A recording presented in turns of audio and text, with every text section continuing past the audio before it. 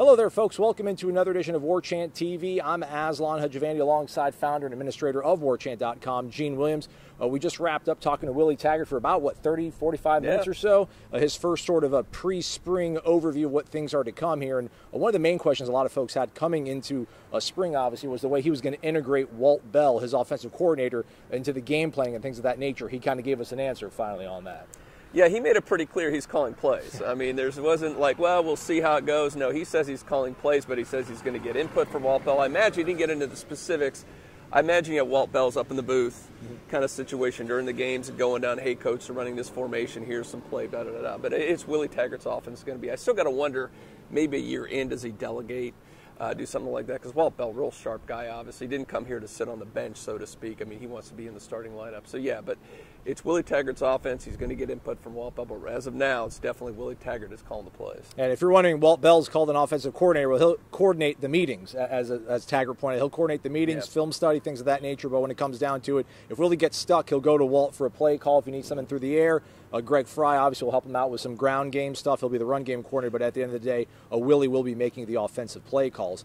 Now, the guy who will be the trigger man for him, we still don't know that yet, but perhaps things will start separating here in the spring, because it seems like it's kind of James Blackman's show to run in the springtime, because Francois' health right now is another uncertainty. Yeah, that was a little bit of a surprise, maybe the biggest newsworthy thing that happened on Tuesday, because he came out and said he's not going to do much, which was a little bit of a 180 from what we heard when we talked to him a few weeks ago down at Cape Canaveral, where he said, look, he's going to do most everything except for the contact 11-on-11 type things. He will probably stay out of that. So, I mean, I don't want to speculate. I don't know if he had something's gone on. Maybe he's not rehabbing as quickly as they hoped or something. There's a setback there. So it really is going to be the James Blackman, Bailey Hockman show, those two guys competing. He spoke highly of James Blackman, put on those 12 pounds. I'm really excited about that. So he was, what, curvy? Yeah. A little more curvy. Yeah, Don't really hear that with a guy, but whatever. Yeah. He's defined. He's cut a little bit more now, which is good. And then Bailey Hockman spoke really highly of him, and that's the beauty of this thing. You've got a brand new coach, a new system, a new quarterback coach, and both of these guys are starting from scratch. Do not count out Bailey Hockman. He's a sharp kid. He's got a good arm. He's athletic. He could, if he picks up this system, he could be the front runner going to two-a-days. Who knows at this point? But at least there is some intrigue there at the quarterback position between those two guys with leadership, and that's what he asked for. He goes, he's got to get the mental reps. He's got to come out as a leader. Of course, Francois probably not going to be doing much at all this spring. And again, with a new coaching staff, a new era, some new changes, practices will actually be held in the morning. Coach went over the reason for that, and some also things he'll be changing in terms of, I guess, the tempo and speed of practices. Yeah, us morning people are just loving it. I'm being sarcastic, getting out here, crack of dawn. We actually do, it's interesting, we do the interviews before practice, which is also going to be interesting to try to kind of our workflow, how that's all going to work out. So, yeah, it's very different at morning practices, and he was asked about that during the press conference. I found it interesting. A couple things he pointed out was, number one, academics. He goes, kids getting this out of the way early and having the whole day to focus on class and studies. He said he's seen a definite correlation between that and helping kids academically. And I do is look at FSU's APR the last couple of years, not so good for the football team, so maybe that'll help there.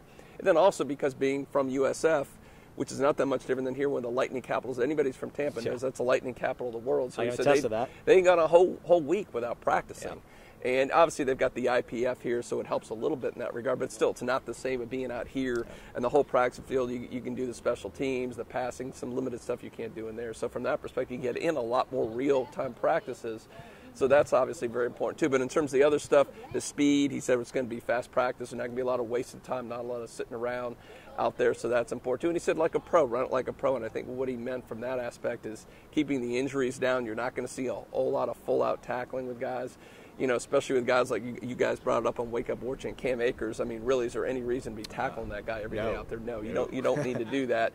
So I think the speed, and then just really probably a lot of thud, not a whole lot of all-out tackling. First couple of days, of course, non-contact anyway, limited with the NCAA rules. But still, when they get to that, I think you're going to see much more. If you go to a pro camp, how they kind of run a system is what you're going to see at Florida State.